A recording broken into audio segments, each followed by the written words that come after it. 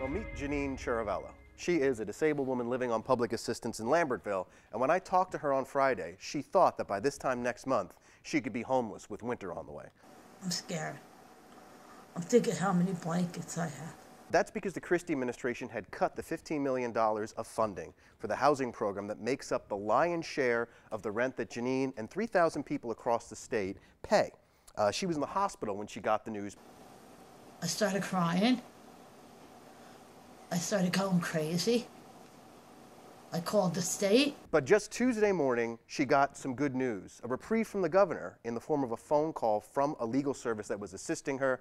This program has been extended for 4 to 5 months. The Christie administration says they're not going to let 3,000 people head out on the streets for the wintertime. She's got 4 or 5 months to try and find a new place to live while the state figures out how to replace the housing assistance program known as HAP. That's the one that pays the $821 of $921 of Jeanne's rent in the place where she lives. These are the people that aren't able to work. You know, that they have a true disability. So it's physical disability, intellectual disability, like a developmental disability, or they have chronic mental health needs. So they've never been able to work. I went to see Jeanne on Friday to talk about her situation. She got ready for our interview with the help of an aide, helps her shower.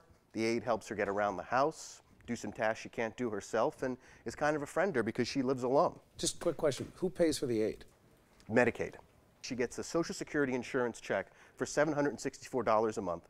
Her health insurance is through Medicaid, and she's on food stamps, but there's still not much left after her expenses every single month. A person in Jeanne's situation normally could go on Social Security Disability Insurance, SSDI. But since she had to work 2 and 3 jobs to support her kids when they were growing up, a lot of those jobs were under the table. She doesn't have the proof of work necessary to get in that extra SSDI benefit. There's a long waiting list for disabled housing that the federal government has, but she's way back at the back of the line, and there's no sign that she's going to be up to the front of it. Is there a pile-on pointing the finger at the governor, saying that the governor should do something? Because it sounds like you already did by extending it. And then on the other side, like, where's the anger for this? Because this just seems like in a state like ours, it's the people that need it the most get left out in the cold. And where's the blame for all of government, this entire mess that we've been in for the last 2 decades? My issue with this is it's one thing to say that you can't afford it and so cut it, but it's another thing to cut it without an alternative for people that obviously need the help.